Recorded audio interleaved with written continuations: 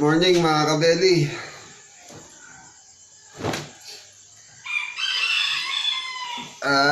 Bali ngayon, araw ng Friday. So, may order ako sa Bulacan. Tatakbo tayo. Nandito ako sa Pampanga, sa Arayat, sa bahay. So, sayang din kasi yung order dun eh. So, meron akong 2 kilos lechon belly. So, tatakbohin ko mula Pampanga, mula Arayat hanggang sa amin sa Baliw, sa Bulacan. 1 oras din. So, ayun. Saka dadalawin ko na rin anak ko. Yung bunso ko nandun kasi naiwan eh. So, time check tayo. Oras natin ngayon, 5 ng umaga. So, mga 6 nandun tayo. Tapos, diretso tayo sa palengke. Pipick up tayo ng karne ng baboy. Liempo.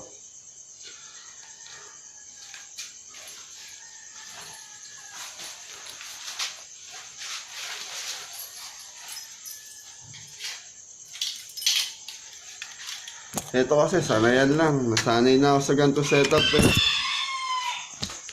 Yan.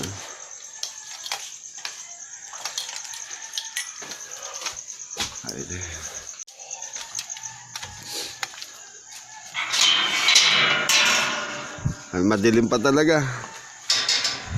Kaya lang malamig dito sa amin sa Arayat dahil masyadong mataas to lugar namin eh. Yung mga gising na rin pala oh. Ay, tricycle lang tayo, wala tayong sasakyan.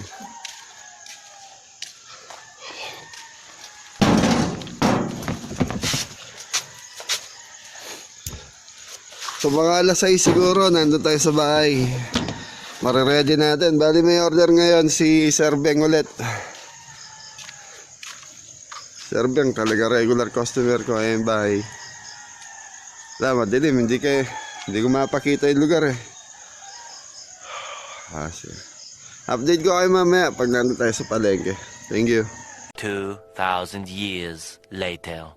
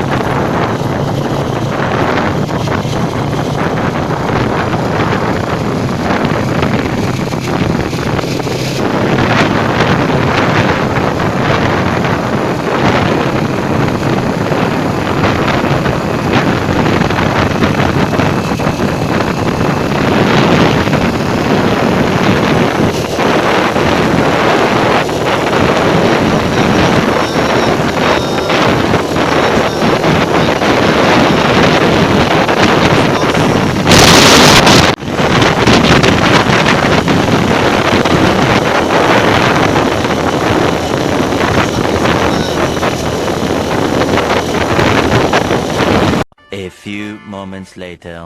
Yes mga kabeli, nandito na tayo. Ito yung public market ng Tangos kay Kuya Roger. Tignan natin kung may liempo pa. Pagdating kasi ng ganyang oras, halos nagkakaubusan na ng tinda rito. Nako, mukhang na. Yun. Boss, nandiyan si Kuya Roger. May liempo pa, 2 kilo lang.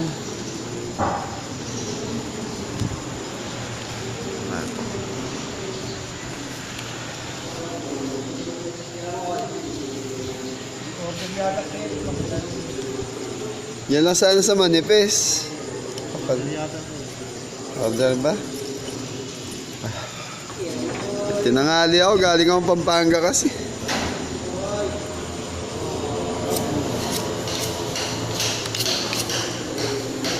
Dito kasi mga kabeli, ano to, katayan.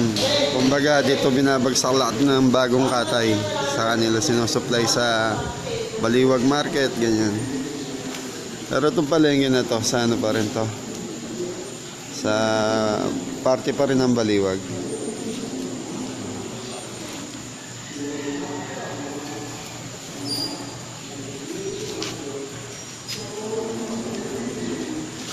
Boss, meron pa ba?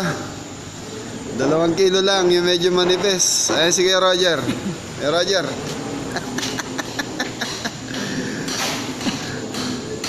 Ayan, dito yan sa Tangos to, Kuya Roger, di ba? Oo, Sagrada Market. Sagrada Market, sa may Tangos. Party pa rin ng Baliwag to. Kapal ng liempo mo yan ah. Meron, maganda. Ilan ba? 2 kilo lang. Eh.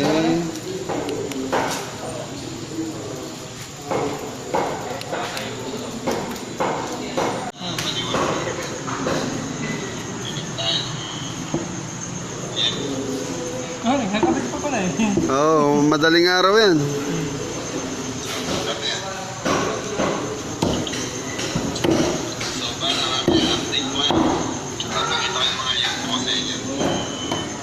Five minutes later. Mga kabeli, nandito na tayo sa bahay. Kararating ko lang. Good morning, May. Ito ang isis ko. Yan, no. Hello. Aga ko umalis daw, mga 5. Nanonood ka ng video ko ah. Yan ah.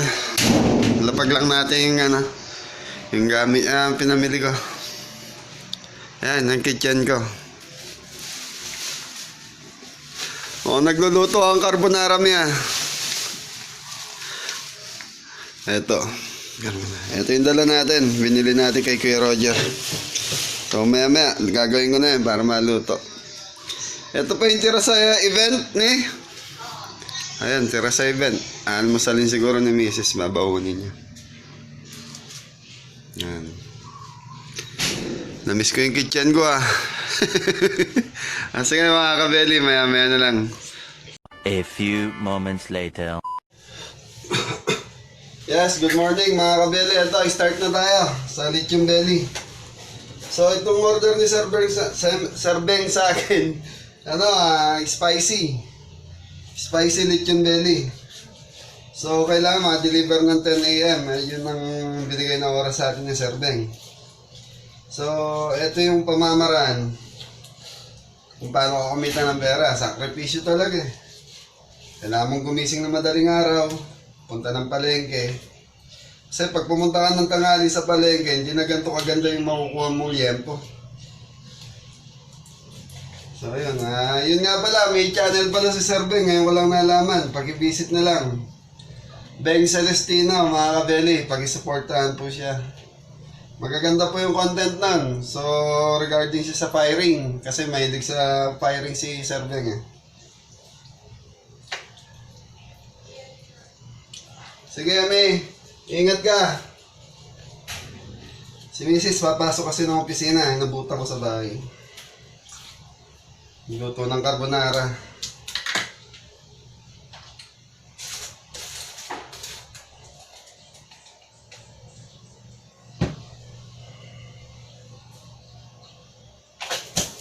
So, hindi ko na babanggitin yung mga ingredients na ito kasi nabanggit ko na dati pa eh. Yung mga bagong viewers natin yan, edi visit na lang doon sa mga dati kong recipe.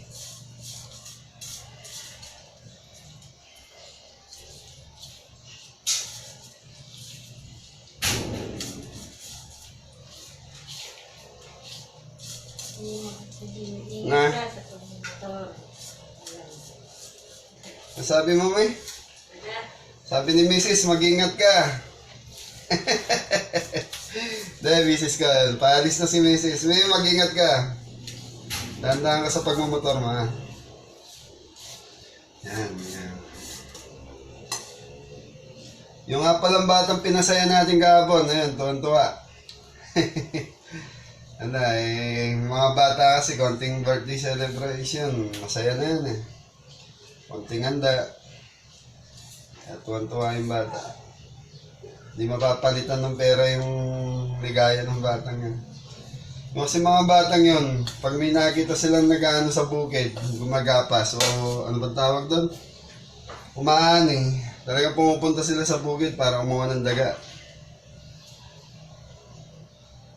So at least napasaya natin. Hirap din kasi ng buhay sa Arayat, mga kabeli. Kailangan, diskarte talaga.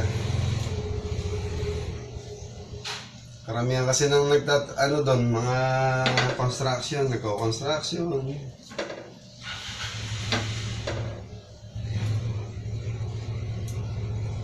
Spicy. Mga 5 sili linagay ko para tumalab yung sili. Ano? Kasi pag naluto tong sili, kumakalat na yung pinaka-ano niyan eh. Pinaka-patas niya. So lahat yan mga tanlad, leeks. Natatandaan niyo si Sir Beng, siya yung nagrenta sa akin sa mobile restaurant ko. Siya yung first event ko. So, yung nanay niya kasi galing Manila, nag-stay dito sa Bulacan.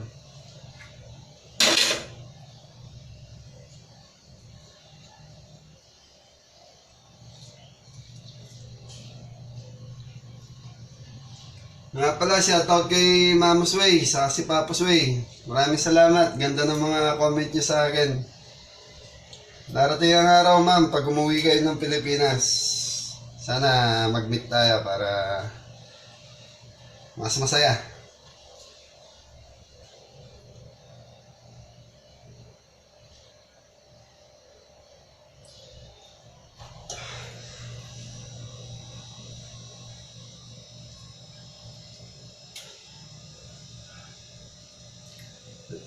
Dito kasi sa ginagawa ko, mga kabeli, kung hindi mo sakripisyo talaga eh.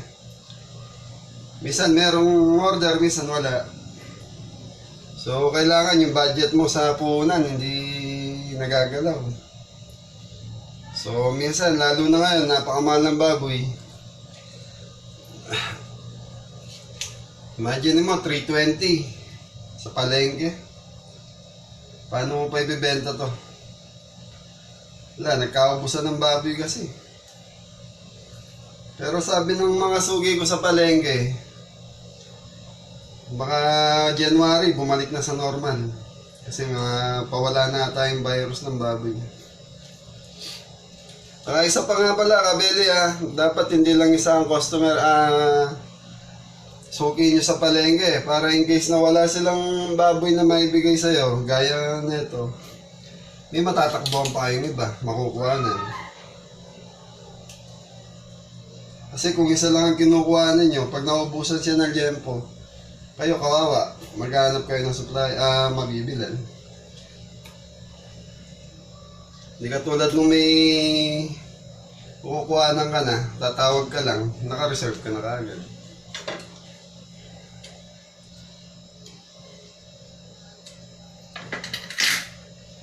So gaya ng dati, ipapahinga ko pa ng 30 minutes to para bago ko isalang sa turbo.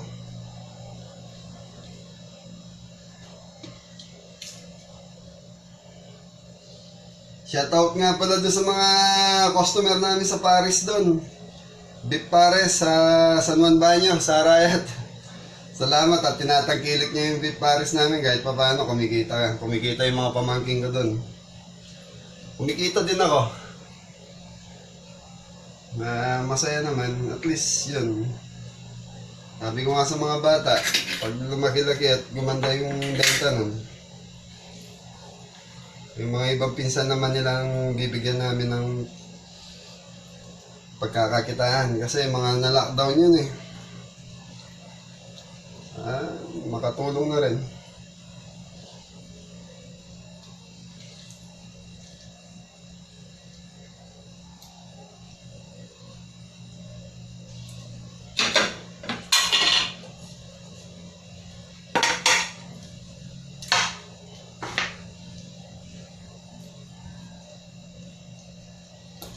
So mga kabeli, ito na. I-rest lang natin ng 30 minutes. Okay na to, salang na natin sa turbo ulit. So Sir Beng, thank you.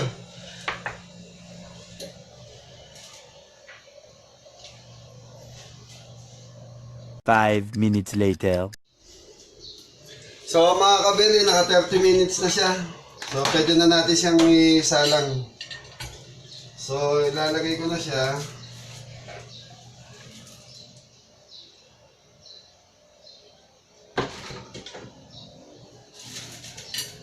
So yan.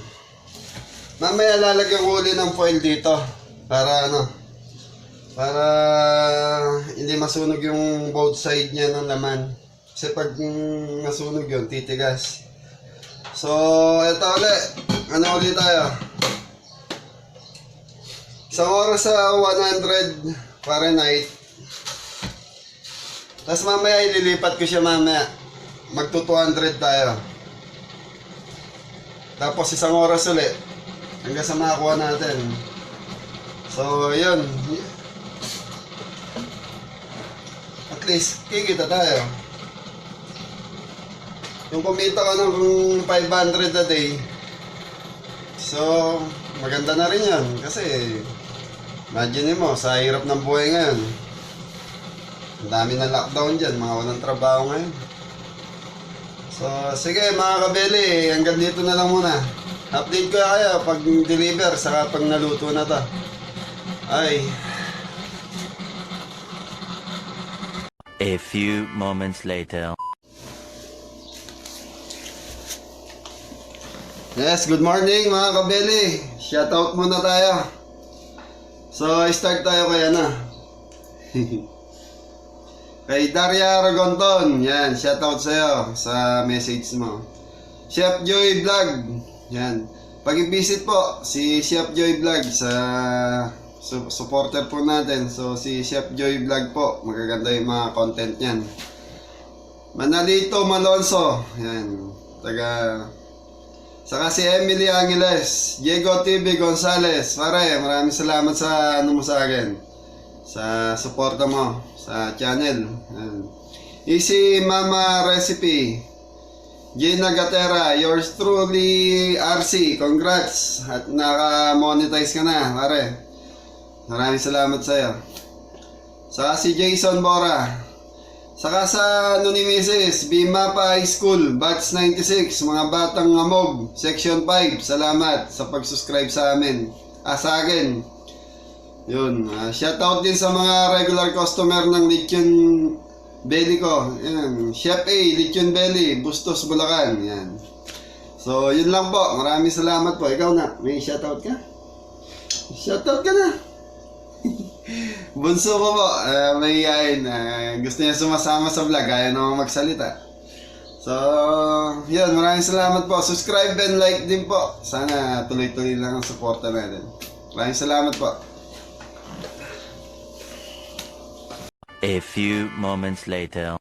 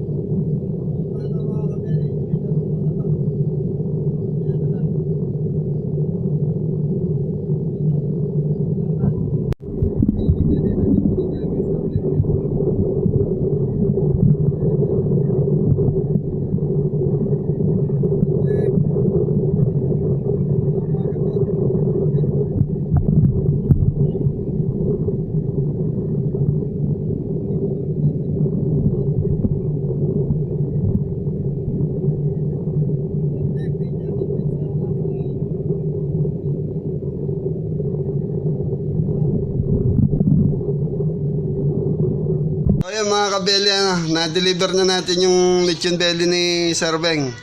So sana matuwa siya. Medyo mainit, traffic. So siguro hanggang dito na lang yung yung vlog ko. So sige, maraming salamat. Paki-subscribe and like na lang ako. Thank you.